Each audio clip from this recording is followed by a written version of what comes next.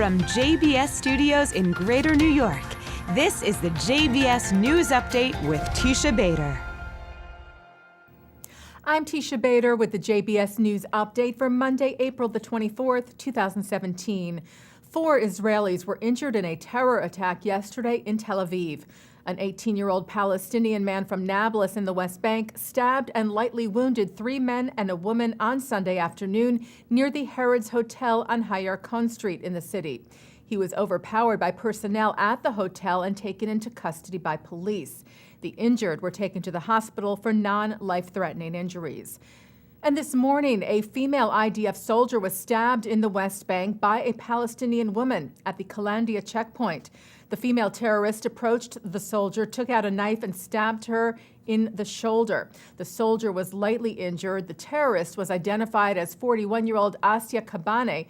She was disarmed and taken for questioning, and according to Israel's security agency, the Shin Bet, she told interrogators that she was having domestic problems and was hoping she would be killed by IDF forces. Charges were filed in Israel today against the Israeli teenager accused in the wave of bomb threats earlier this year that targeted Jewish institutions here in the U.S. The teen, who has dual U.S. citizenship, was indicted for the hundreds of false threats against Jewish community centers and other Jewish institutions, as well as threats made to airlines and airports and other targets around the world, plus thousands of counts of extortion, publishing false information that caused panic, computer offenses, and money laundering, among other charges. On Friday, the U.S. Department of Justice filed charges against the teen as well. And the teen's identity is still being held under a gag order in Israel. However, the Justice Department named him as 18-year-old Michael Ron David Kadar. U.S. Attorney General Jeff Sessions said on Friday these threats of violence instilled terror in Jewish and other communities across this country, and our investigation into these acts as possible hate crimes continues. FBI Director James Comey said Kadar's acts constitute a federal crime, which he said scares innocent people, disrupts entire communities, and expends limited law enforcement resources. And Acting Assistant Attorney General Tom Wheeler said violent threats intended to instill fear in our religious communities, schools, and homes are an attack on the very fabric of our society and will not be tolerated. Meanwhile, President and CEO of the JCC Association of North America, Doron Krakow, said the organization was grateful for the charges and for the efforts and close cooperation between the Department of Justice, the FBI, and Israeli law enforcement.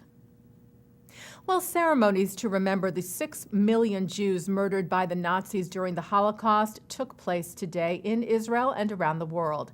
Israelis came to a standstill this morning as sirens were heard for 2 minutes to mark the somber day, Yom Hashoah.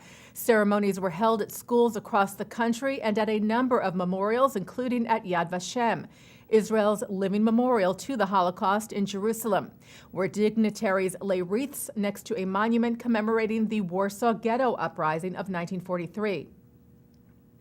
Among those taking part in today's ceremonies, Israel's President Reuven Rivlin, Israeli Prime Minister Benjamin Netanyahu, and Knesset Speaker Yuli Edelstein. And Holocaust survivors and officials gathered yesterday in Germany at the memorial sites of the Bergen-Belsen and Sachsenhausen concentration camps to pay tribute to the tens of thousands murdered there.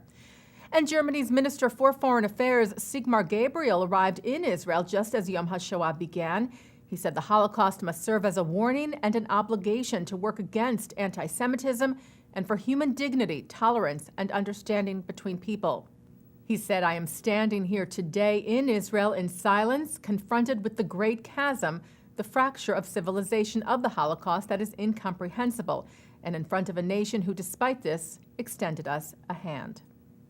And in Poland today, some 10,000 people from around the world gathered at the Auschwitz death camp to take part in the annual International March of the Living, making their way down the 3-kilometer path connecting the Auschwitz and Birkenau death camps in silent tribute.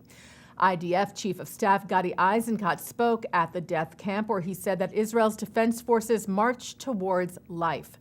He said from the diaspora, the Jewish people look upon the land of Israel and know that there lies an army ready to ensure the safety of its people.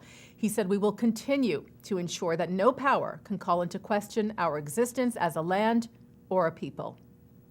And taking a look now at our programming for tonight on JBS from Monday, April the 24th, where we continue our special programming for Yom Hashoah. At 7 o'clock, a commemoration at the Fifth Avenue Synagogue in New York City. At 8, educators Christine Banarigo and Emily Hernberg of New Canaan High School read passages from classic Holocaust narratives and discuss how these works affect the lives of their students in a program of the Jewish Historical Society of Fairfield County. At 9 tonight, Mark Golub sits down with Jewish activist Dr. Naomi Vilko, who talks about the challenges of being the child of Holocaust survivors. That's on L'chaim. And at 10, Holocaust survivors gather to take a look back. And coming up right after this newscast tonight at 6:30, Times of Israel journalist Chaviv Retigur talks about the recent New York Times op-ed by a convicted Palestinian terrorist and about how Israelis feel about a two-state solution. That's on tonight's In the News with Mark Golub. And that's the JBS News Update for Monday, April the 24th, 2017. I'm Teisha Bader.